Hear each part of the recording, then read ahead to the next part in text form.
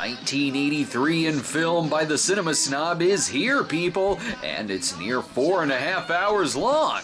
Click on the link in the comments and in the description and enjoy my run through 3D films, terrible sequels, Conan and Mad Max knockoffs, James Bond movies, raunchy comedies, Cold War paranoia, and so much more. It's my favorite video series to do, and I hope you enjoy it and support it.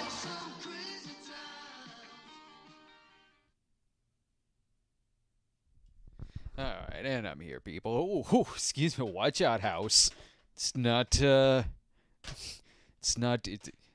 you inanimate objects turn to come up here yet. Sorry, I do have some toys sitting here. It's gonna be a very prop-heavy episode of the show. But still not as zany as what it was last week. So far, everything seems fine here on the monitor. I'm sorry I made the mistake just now of pointing to the actual screen on my end where I can see myself as when I should have been pointing right here. I guess that makes more sense on your end. If you missed it last week, it was a fantastic episode. I don't even remember... I actually don't even remember what the topic was. What was the topic last week? I'm not kidding. I actually can't remember. All I remember about it was, it was the topic was the labor class, of course. I don't even remember what I said on that episode, which actually, well, that's a very bad sign. I should know what was talked about in the labor class. No, I know what was talked about in the class. I just forgot what my smart assery was in the episode of me talking about it. I remember the thumbnail I put up, the hilarious thumbnail of the 3-year-old sitting inside of the woman. But no, what I mostly remember from last week was me fighting with the screen kind of going on the fritz for a little bit, and it kept... I've needed to replace this screen for a bit. Typically, it's fine. Just every now and then it gets a little wonky. Yesterday was just the first time, last week was just the first time where that happened on a stream, where it was it was a brutal match. I came out of it bleeding a little bit with scars, but it seems fine right now. So I don't know if there'll be a round 2 or not. We'll call it a draw last week. What I need to do is I got to get a new ad put up at the very beginning of this. I mean, yes, definitely go check out the 4.5 hour episode of 1983 in film, but you should also check out our Patreon as well. Our Patreon at patreon.com/thecinemasnob. We got a lot of great stuff on there right now. I just put up on there, I haven't advertised it yet, but it is on there, and that is the Cinema Snob episode on this movie called Journey to Hell. I don't know if you remember the trailer for this. The trailer for it kind of went like a little viral last year. It is a very, very low budget faith-based movie, and I rightfully got tagged in a lot of tweets and trailers for it, like people sending it to me over on Twitter or over on email. Again, totally understandable. I just didn't see the movie last year because theatrically it was only showing in like Phoenix, and as much as I would like to have hopped a plane to go see Journey to Hell in theaters, which actually, after watching the actual movie, boy, that would have been something watching it in theaters.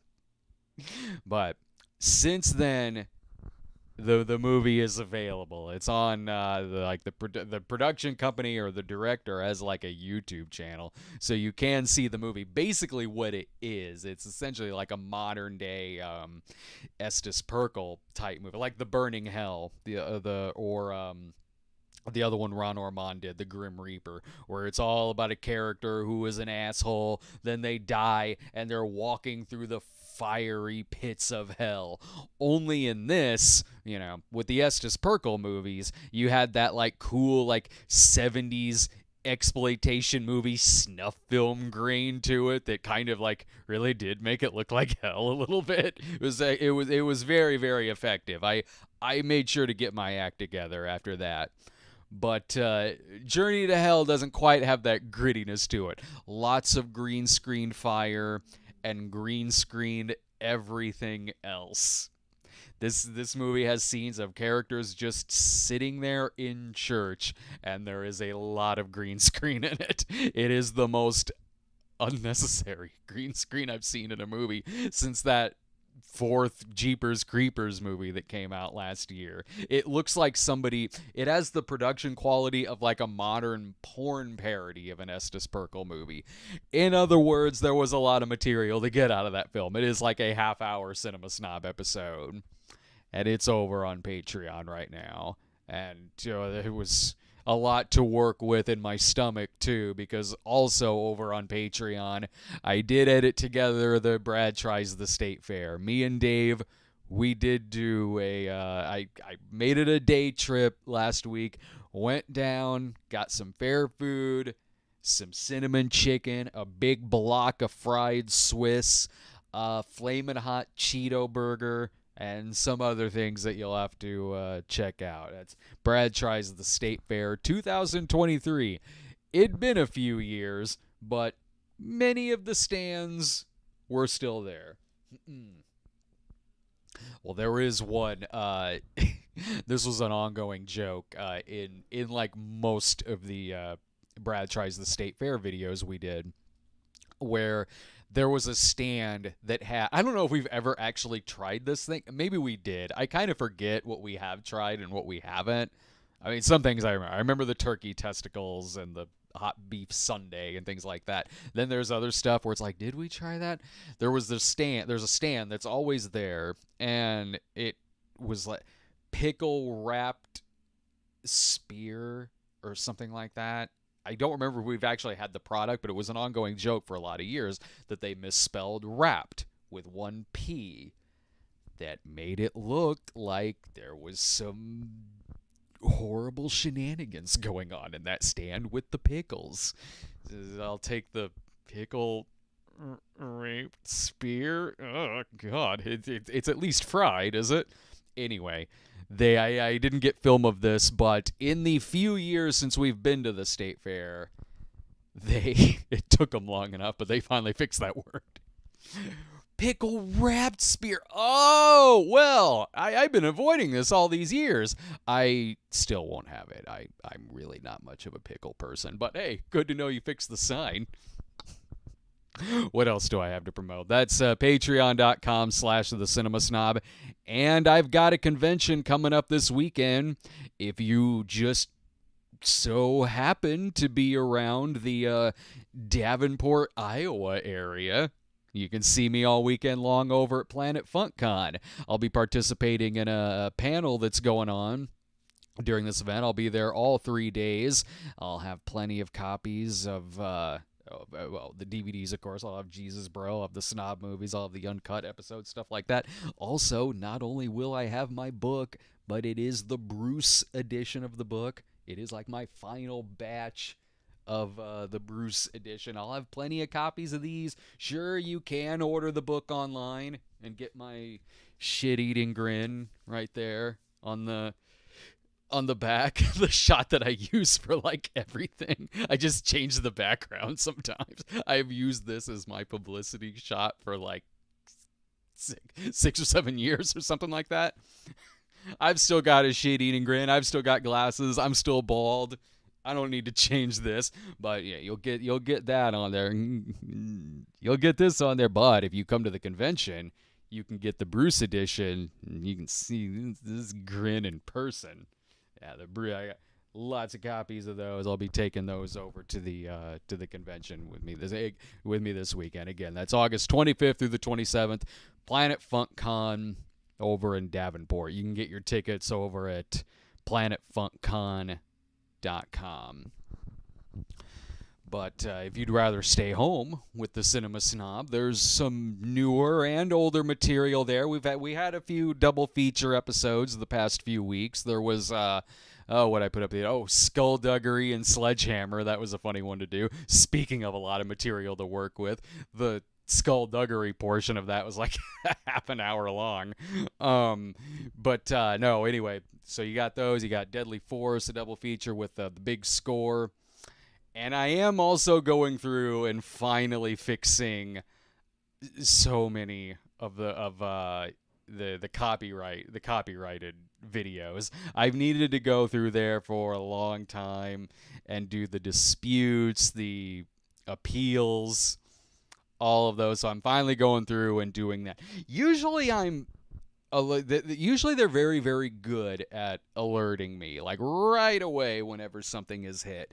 And then sometimes I just miss one of the notifications or something. So there was a couple that I wasn't even aware of until I think someone over on Patreon alerted me to a couple. One of them was like God's Not Dead has been in copyright limbo for a while, and they mention Let There Be Light, but I checked and that one hadn't gotten hit, so Let There Be Light should still be there. But anyway, I've sent in a lot of appeals. I haven't gone through all of them yet, but I've sent through a lot, and there are some that's cleared. So if you want to go back and see some Cinema Snob that is finally back, the Cinema Snob episode on God's Not Dead is back.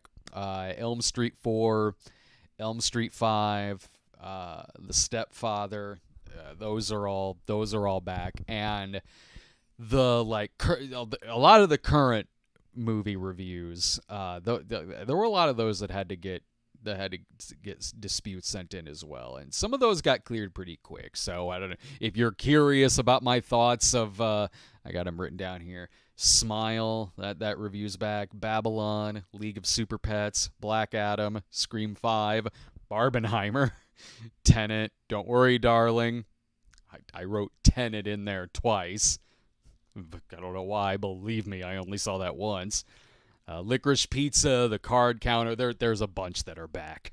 About every other one from the past like year or two are back. So scroll through those if you want to see any of those. Pardon me if I'm having a lot of brain farts on this particular one. Thank God I've got props to work with later on.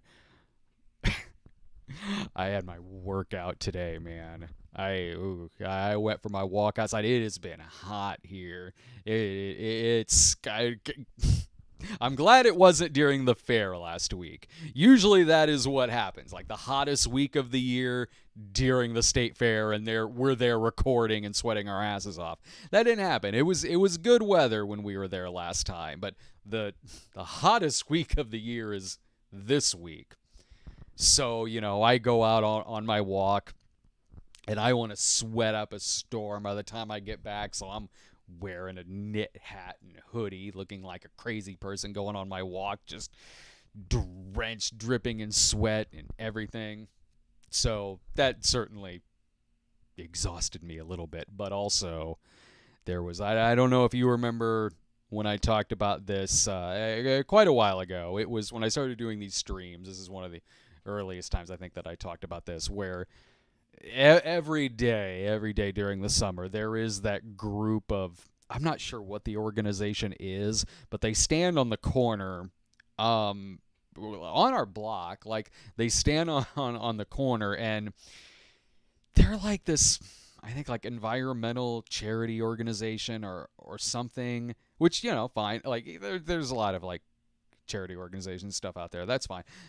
They did like approach us a couple months ago when I talked about it, and it wasn't as simple as just like, oh, okay, do you want like $10 or something like that? Like it wasn't as simple as that. It was like this whole pitch, like they're selling you a timeshare, like you feel like you're going to get roped into something, because it wasn't just like, oh, well, here's some money, have a good day. No, it was more like, well, we're gonna set you up on this payment plan where you pay this amount like every month. I'm like, all right, you're counting on me forgetting about this, and then it you get something every single month.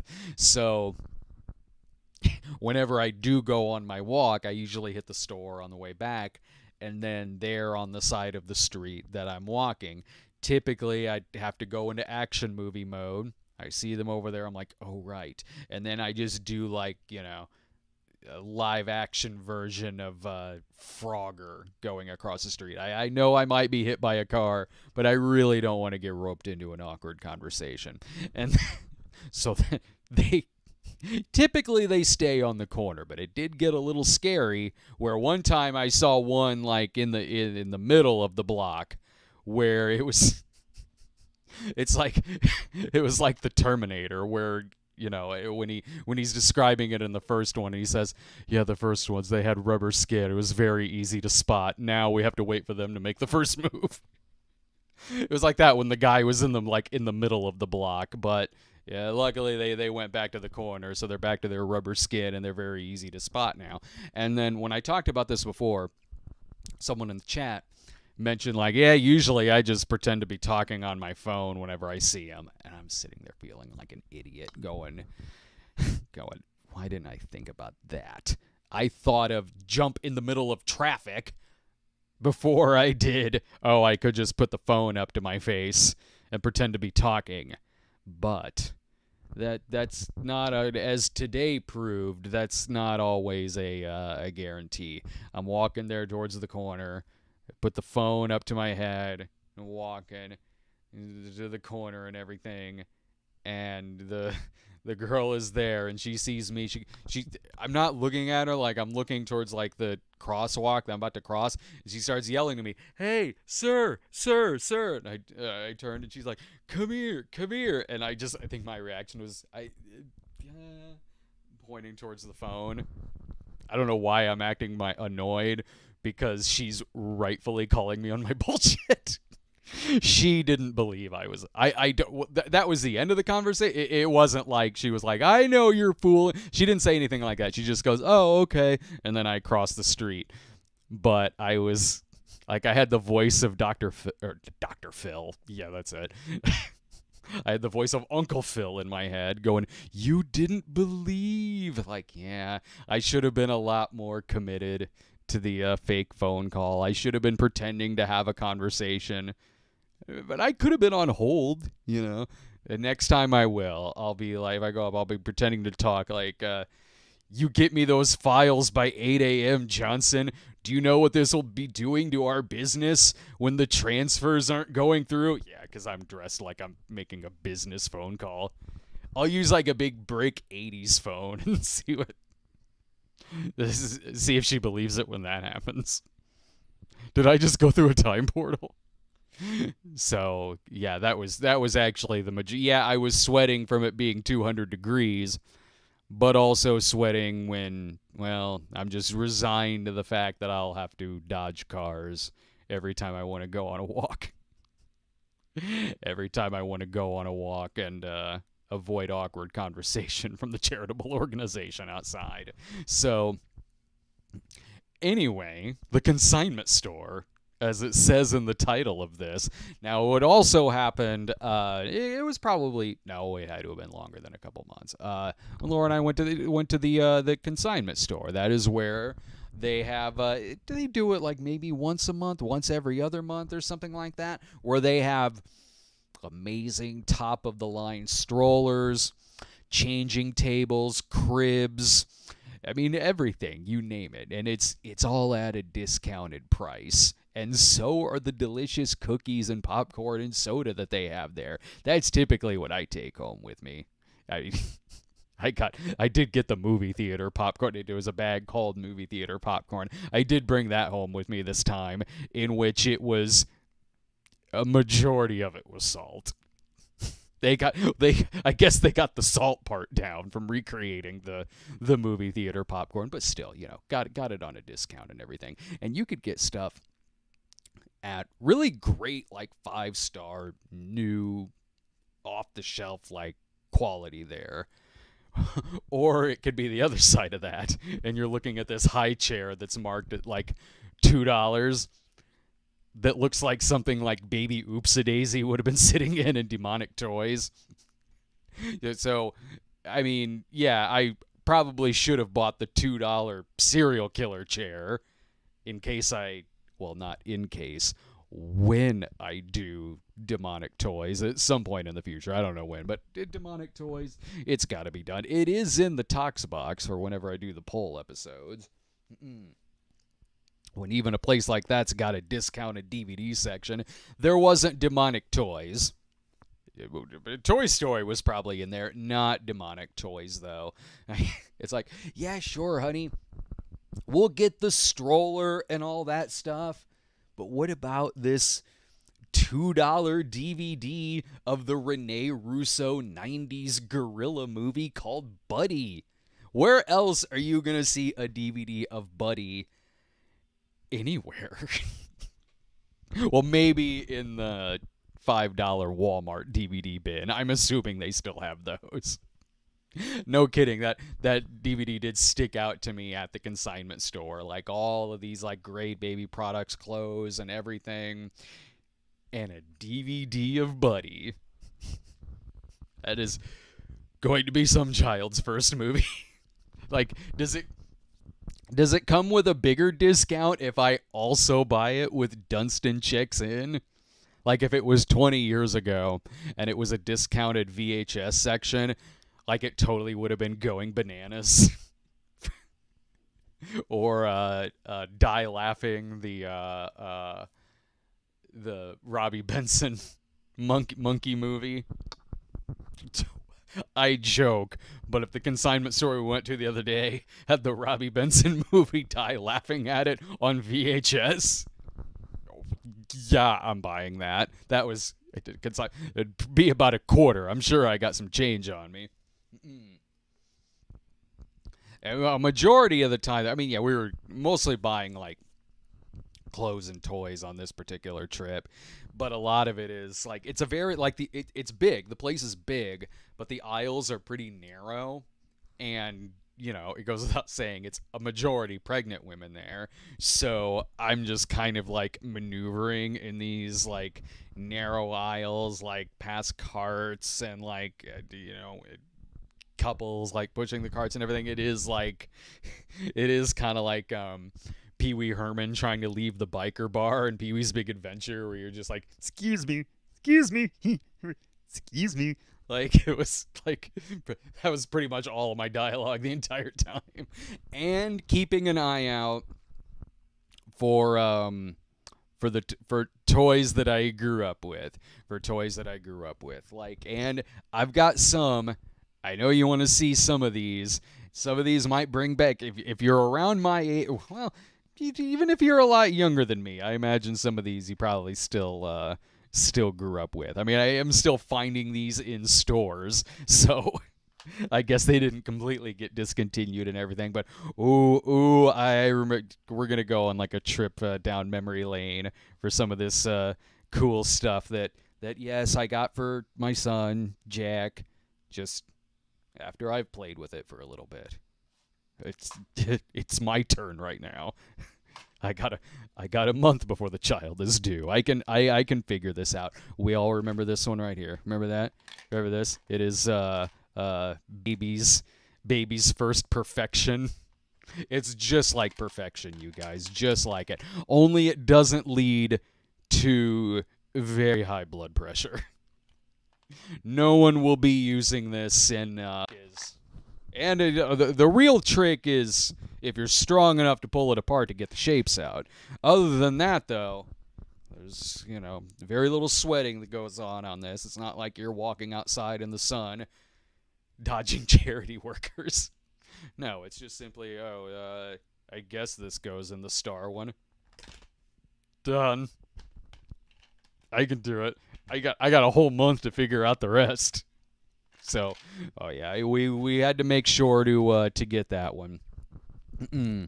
What else do we have here? Oh, everyone knows this. I never know what these things are called, but oh yeah, there's the. I mean, most of these we have to keep in here because the cats are getting very confused and they think that this is their toys. But it is teaching the cats about shapes, sizes, and colors. And this is the toy that when we were all growing up, it taught us about our love for donuts. Between the child will love donuts. Like between me and Rob, Jack might like some donut. Not too many, of course. Just a whole box every morning. Like when I was growing up and I would go to school and my breakfast was a bag of ding dongs. What do you mean I was a latchkey kid when I got to junior high? Okay, so pull up my. All right, what else? I got. Oh well, hang on. We got. Whoa, hang on. You don't want to get the cats knocking. You don't want to get the cats knocking too much on the other side of the door. Well, here we go. We all had one of these. We were like, oh yeah, Jack in the Box. Okay, and we get see if it works though. Hang on.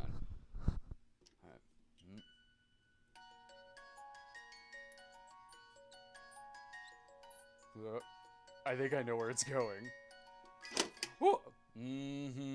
Yep. It works. I'll have to see. It's fine. He won't be. I'll be like Homer Simpson. Everyone loves clowns. I'll make him. The cats will love this toy too. Cats might like the donuts one better. Oh yeah, that's See, there's no reason to be scared of clowns up here.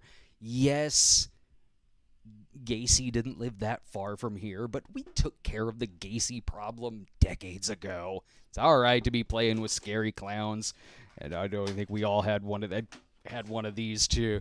Here we go. Now this one, I think this is the same one from when I was a kid. It looks like it.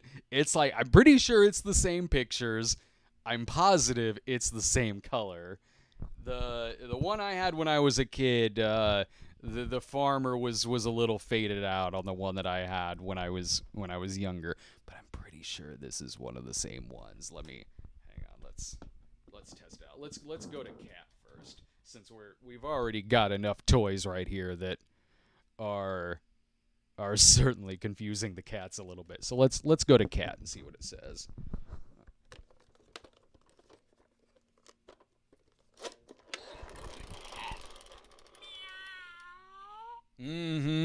Oh yeah, that's what it teaches you. It teaches you what crazy boxcar Bill in the alley sounds like when he's very drunk and thinks that he's a cat.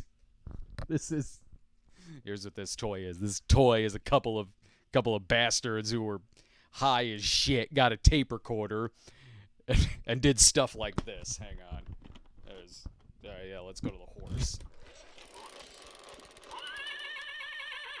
Well, that one sounded all right.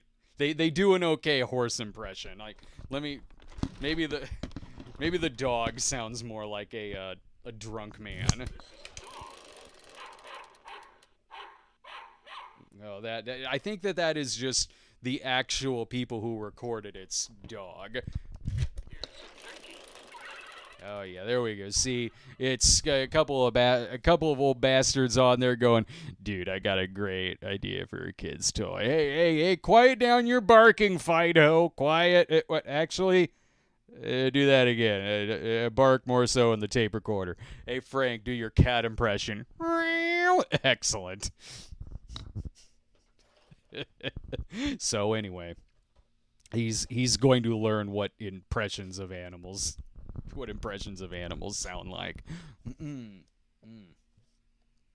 So, y'all remember what my favorite thing was last time we went? Well, that is, if you watched the last stream I did where we were talking about this. And let me reach down here and get it so I can just remind you. And that was this big old beast right here. Oh, yeah. I had one of these when I was growing up, the 70s Fisher-Price. The 70s Fisher-Price Sesame Street house that, it feels heavy, like you're holding on to just like a big bag of bricks that someone, for whatever reason, took out of the Sesame Street house. And then tragedy happened. This is the Sesame Street house that looks like it is made from material of your grandma's old dirty couch. I mean, it's one where just looking at it, you feel like you're seeing it from the point of view of a grainy old Zenith television. It looks like you're just holding the 70s right now. It's if shag carpeting were a toy. I'm sure the colors are not faded at all or any darker than they were in the 1970s, but oh yeah, I had this 70s Sesame Street house growing up, and that eventually split apart, so we just only had like one half of the house at one point. So, oh yeah, maybe, but they had to, by the time the 80s came around, they had to improve it. They had to improve it a little bit, There was with this one, there's no need for action figures with it or anything else. Why have that when you've got Louise just frozen in place right there, all creepy like he's the girl in the painting at the beginning of The Witches? So it teaches you everything. It teaches you how to keep your house clean and how to deal with nightmares as well. But there was another one that I wanted to get. See, I grew up with this house, but I also grew up with I'm 41 years old right now. It actually makes a very convenient armrest. But I also grew up a lot with the one from the 80s too. So I was keeping my eye out for this when we were at the consignment store. I was keeping my eye out for what I'm about to show you, and also the Fisher-Price barn too, that I think is like originally from the 60s. It's the one where you open the barn door and there's like a little tab above the door that goes, oh wait, honestly, it might sound a little like, it's got to be a cow on here. Hang on. Might sound a little like this. Well, I'm sorry. That's actually me sleeping the night that we did the state fair video. That sounded like a lot of fried Swiss cheese exiting your body in gas form, and also sounds a little bit like the Fisher-Price barn. I'll give it that. I kept my eye out for that. Didn't see it. And then this other thing, which I didn't see either, but really, really, really wanted to get this because I grew up with this one right here, certainly. I grew up with a ton of Sesame Street stuff, so this other one right here I actually had for longer because it held together a bit longer than this. There were more toys that I had for this one as well. You guys know this one. Come on, look at this. Look at this beaut right here. It is it's still bright, still colorful. This one very, big in 1970s. This one a little smaller, a little brighter, a little more colorful. Looks like it would be on an episode of the show in the 1980s. I had this one for the longest time. It's the one where, hang on, see, here we go. It's the one where Oscar the Grouch is part of the actual building. Yes, it does come with toys, but we don't need anyone losing Oscar. Oscar is very important to the structure of the Sesame Street house. Losing Oscar, that is like losing the door or the steps. We need magic. Oh, it does come with the other toys too. I'll pull those out here in a second. But right now, I'm gonna take a look at what's on the inside. See, a lot of toys back then were death traps. Not that I think that this will kill anyone by any means, but it is very, very, very concerning that the stairs lead right up into the fireplace. It's not very good design. I can get with you on the design of if you step in the wrong place, Oscar will jump out of his trash can. I can wrap my head around that, but the stairs going up directly into the fire, I don't know. It also kind of feels like it might set fire to that picture that's above there. That couch, or that chair right there is, God, it's a little too close for comfort right there. I don't know. Honestly, they all kind of look like vain bastards right now. You got a picture of yourself in there as you're watching your own show on television. Well, it is a Cookie Monster is my favorite, so that's all right. I'll go ahead and let that one go. See, Mr. Hooper's got the right idea. Hang on, flip it over here. Mr. Hooper's got the right idea. Look at that. He's got the glasses of beer right there on the shelf. Oh, at arm's length too. Oh, sure, it may say soda. Hooper's getting toasted with all of his Sesame Street magazines he's got back there too on the shelf. Hang on, see. These is trickier to play with as an adult. You got to get it in the right camera angle when you're making jokes about it on a live stream. There's the you got the Sesame Street magazines on the shelf. The dirty Meet the Feebles magazines. Well, those are behind the desk. You can, I think one of them comes free if you buy a beer from Hooper's. Okay, well, it did come with a nice Ziploc bag of toys too. Whoa, easy, Jack in the Box, easy. I'll use you to freak people out later. There they are. Here we go. We got all the bag of toys right here that it comes with. So most of these, like the chair, the slide, the couch, the beds, the table too that's in there. I do remember those from when I was a kid, but at such an early age, a lot of them got mixed together with other toys that, yeah, the slide and the couch and all that, they were still there. Over time, I think I probably just forgot that they were originally part of the Sesame Street house. But no, like there's things that obviously the characters, those, it's not like you're going to look at Big Bird in his nest and go, wait, is this my pinwheel toy? No, this is also teaches people about donuts. A Big Bird sitting in his giant donut, and we got Cookie Monster right in there, like, oh, Cookie, wait for Big Bird to go to sleep. Yeah, all right, you deadly monster. Okay, and let's see. I know Bert and Ernie are in here somewhere, and there's like the teeter-totter right there. Oh, let's get Bert. We'll put Bert on the teeter-totter right there. As that teaches kids the proper way to play on the teeter-totter at the park by just standing on it. And it's okay. You'll be fine because you get the giant bird on there. Like, what did you think was going to happen, you big stupid bird? Get me down from here. You had to have known that would piss off Bert. And there's...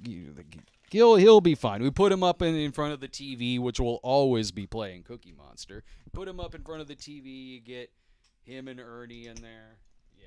Yeah, they're fine. I mean, Bert seems like he's sick of watching Cookie Monster on the television. Yeah, we needed a divider on here between the couch so you don't get any bright ideas. Put me to bed. Oh. Nice comfortable bed you picked out, Ernie. Are they having a sale over at the Supermax prison? Oh, I miss 80s Sesame Street. All the prison references. So, oh yeah, there's, again, I guess this is for my son. I'm getting old. I'm forgetting things. I do need to know how the cow sounds. This sounds like a drunk man in an alley making cow sounds. So he'll love all of these. He'll love all of these toys. Okay. Well, that was fun to show off, people. Showing off my collection. This is turns out it's all just a big ruse. I just needed to make it. I just needed it to look like I have a reason for all this stuff here, to hide my severe late-in-life hoarding issue, where I am hoarding Fisher-Price houses. All right. Well, let's go ahead and get to the super chat questions on here. Hopefully, I will answer all of these questions that I'm sure will be all about these children's toys that I just played with as a 41-year-old man on a live stream on YouTube. No, actually, they'll probably all be horror related. So, the first half, the this I call it podcast, but it's just me live streaming. No, it's very easy to break this down. The first half of it is always me, talking about my journey into fatherhood, while the second half of it, taking super chat questions and talking about very graphic and violent and sexually explicit movies. There's a little something for everybody on here.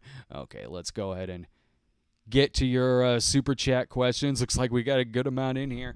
Jacob Matthew Crawford says, just got to say that cameo at the end of Skullduggery Sledgehammer Review was wonderful. Samantha Jones returning ain't got nothing on this. Damn right. Because, yes, Samantha, I believe, will be on the last episode of And Just Like That, but unfortunately, you have to watch a lot of And Just Like That, which Laura and I are trying to get through season 2 of And Just Like That. We're trying, man. We are so trying. It has a subplot in there in which Che is starring on her own sitcom with Tony Danza, and the name of the show is Che Pasa. That happens. I can't remember. It showed some of the filming of it, in which I think they compared someone's sex to like a putt-putt course or something, and there was a laugh track, and it was awkward because Miranda was in the audience and the cell phone went off, and I laugh about Che Pasa, but the one thing I remember from it is the sitcom Che Pasa. Stupid. All right, so no, I was really glad that cameo could happen, and it was like we still talk every now and then. So I wrote to him. I guess if you haven't seen the Skullduggery Sledgehammer episode yet, there is a nice surprising cameo at the end of it. I get the spoil it. It's been up for a couple days, I guess. If you don't want it spoiled, pause it now, go take a look at it, and come back.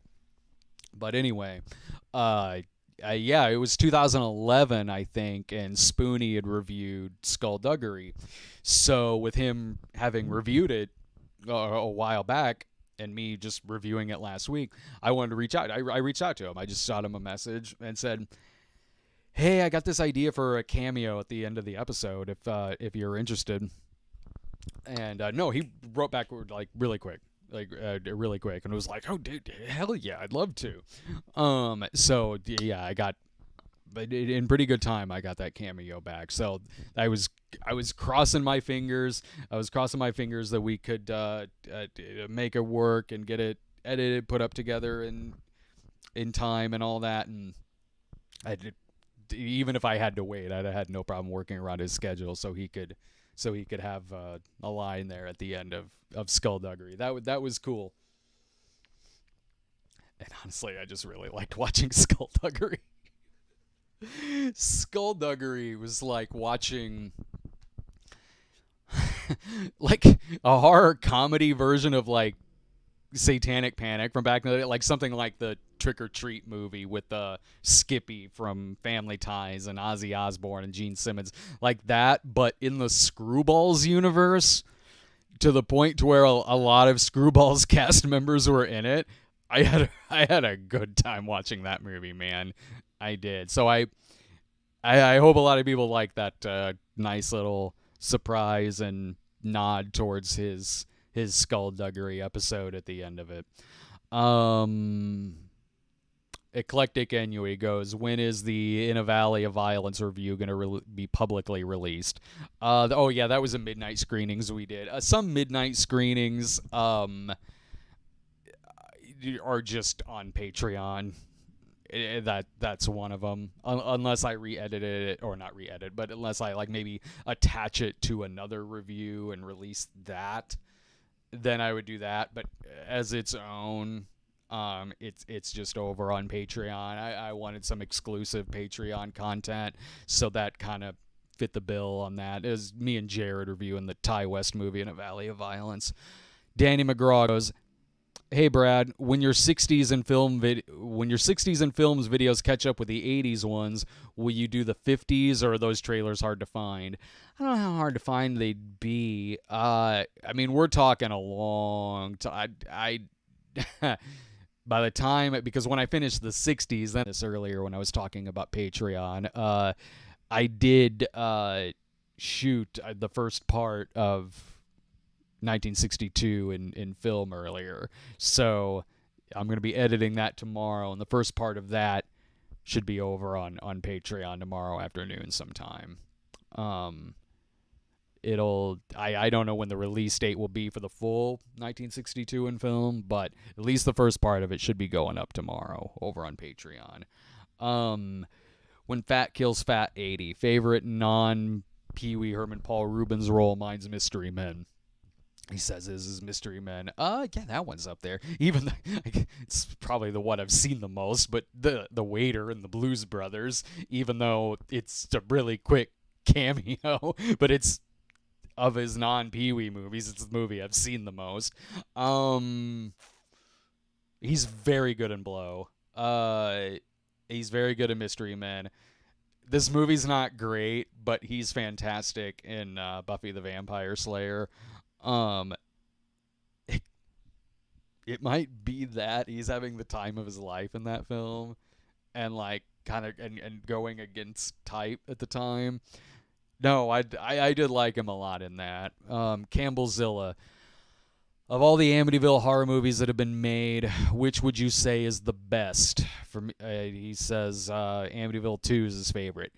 Dude, I'm so glad that I've been running into more people who really like Amityville 2. I love Amityville 2. I think Amityville 2 is great, super underrated. It has moments in it that are genuinely disturbing and very off-putting. The incest stuff for one, and it's such a kind of a nihilistic movie. Like, it's so downbeat. Like, it's, a wildly fictitious retelling of the DeFeo murders, but they changed their last name, and in this, it has like demon possession courtroom scenes, but it's like it's got an Italian director who's done, I think he had done some Italian horror flicks, I'm not sure, but it kind of has that sensibility to it in how kind of gritty and sleazy the movie gets. I dig the first one. I do like Amityville Horror. Like, the first one's got an edge in some areas, like the musical score, James Brolin and Margot Kidder, I mean, they're great in the movie. The creepy ass shot with the eyes outside the window. But man, that second one it amps up the sleaze factor, man. And it makes no sense when you watch it side by side with the first one. There are so many damn holes and like anachronisms and stuff like that. But I really like it. I'm with you. I think it's underrated. Terry Funk passed away. Eclectic Ennui goes, R.I.P. Terry Funk, who played Sergeant Nuzzo in Tequila and Bonetti. Yeah, he did. Oh, I didn't know that, actually. I gotta finish. I at some point, I need to just make it like Cinema Snob episodes where I do the last 2 episodes of Tequila and Bonetti. It's like inspiring me to do some Tequila Bonetti stuff, but I don't have time. Matt Florent, too bad we never got that Stoney Cooper Dirty O'Neill crossover we wanted. Damn right. Stoney Cooper, that's the cop, the hard-edged ex-cop, now works as a PI in Deadly Force, this episode of The Snob I put up last week, played by the great Wings Hauser. He could have gone side by side with Dirty O'Neill, this pervy ass 70s cop movie I did a Snob episode on a couple years ago. That was a fun one to do. I know that like episodes like Dirty O'Neill, please don't touch me, and Thunder Warrior, stuff like that. Like I know that they don't rank the highest in terms of like, most popular, most viewed episodes or anything like that, but damn, I love spotlighting those. I love spotlighting all that like forgotten sex comedy cop movie like Dirty O'Neill. Mm-mm. I loved doing Deadly Force, and Skullduggery was a blast to do. Yeah, Sledgehammer was too, but Skullduggery was a lot of fun. Jacob Matthew Crawford, I got a good crazy recommendation for the Cinema Snob. Coming Round the Mountain from 1951. It's an Abbott and Costello film with themes of incest, child brides, drugging, and a dash of voodoo. Ooh. Amityville 2, Coming Round the Mountain. Wow, they took a lot of liberties, but the slapstick is very good in this Amityville film. I will check that out. Like, remind me. Shoot me a message later on down the road and remind me. I won't. I've basically got my episodes set until the due date. So in the future, remind me about that movie. That looks like something I might want to dig into. Campbellzilla goes, have you seen the 2 sequels to Extro that they made? I haven't. I honestly barely remember the first one. The first one is in that category for me of movies I did a Cinema Snob episode on, and I remember nothing about it. Like, I know the movie. I remember the movie from when I was younger, in that I remember the movie existing. But as for, like, what was in it, it was like the kid's dad came from space, but he was an alien or something. But I mean, that's just there's just that category of snob movies I don't remember, and that's one of them. But I do know that the sequels have nothing to do with the first one. It's like a trilogy of movies where they have nothing to do with each other. So that makes it relatively appropriate that it's fine that I don't really remember the first one all that much. The sequels to Extro are in the Tox box. Their choices in there. I don't think they've ever gotten pulled, but they're in there. Eclectic Ennui goes, have you seen The Brave Little Toaster? If so, did the clown in the nightmare scene scare you? It didn't. But yeah, I've seen the movie.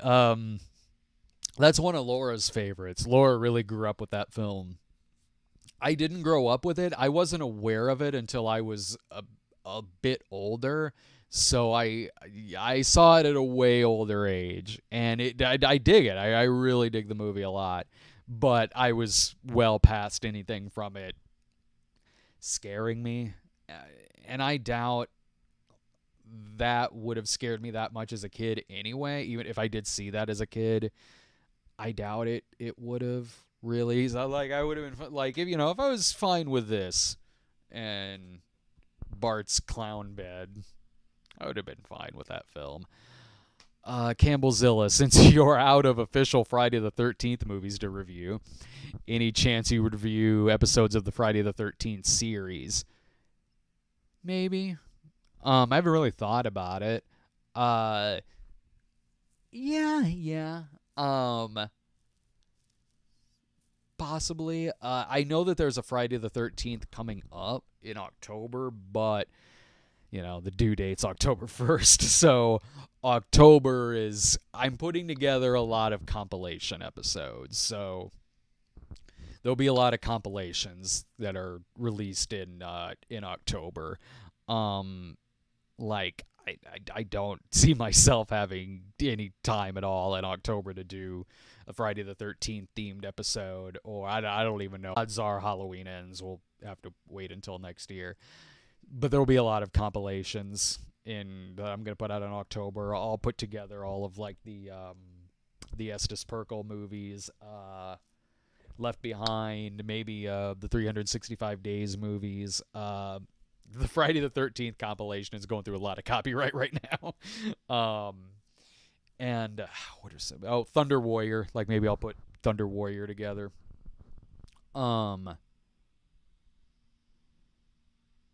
Let's see here. I know it probably is very soothing if you're laying down trying to relax for the night. That's why I really like doing long episodes, because I know I hear from people all the time who use a lot of the longer episodes to play throughout the night. The year in film episodes are like perfect for that. I like mini series episodes too, like The Stand and those.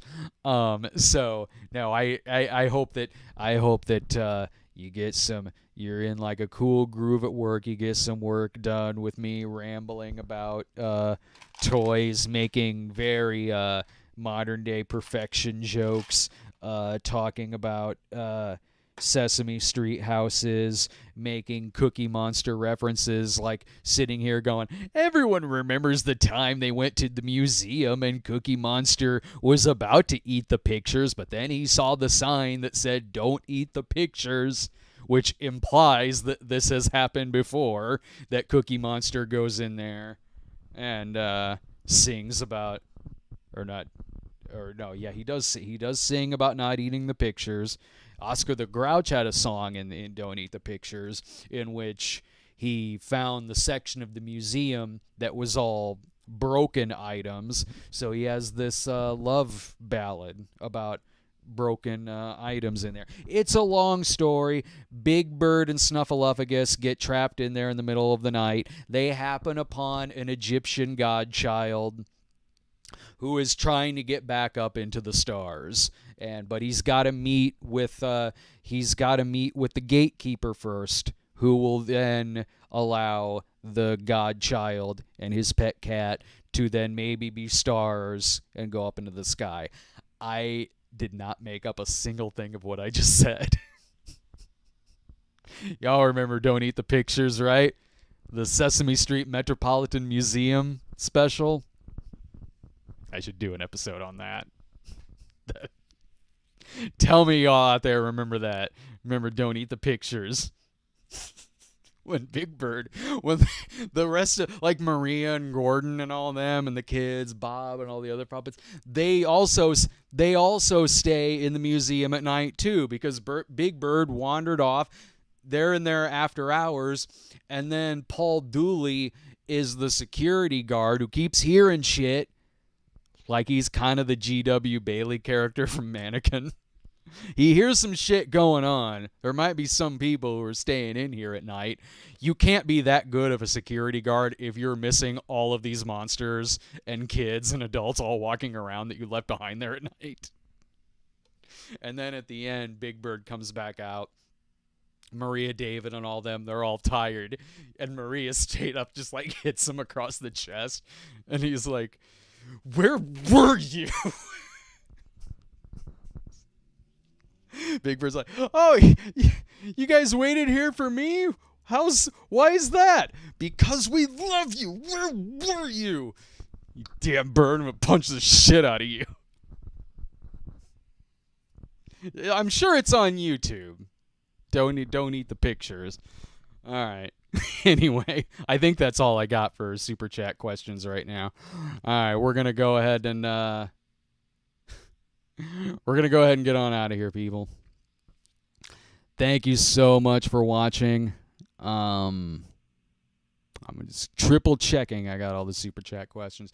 Thank you so much for watching. If you're gonna be near Davenport over the weekend or in Davenport, come see me over at Planet FunkCon. I'll be there all weekend with our movies, our DVDs, and plenty of copies of my book, Class of '86. So, all right, everyone, take care. Have a great weekend.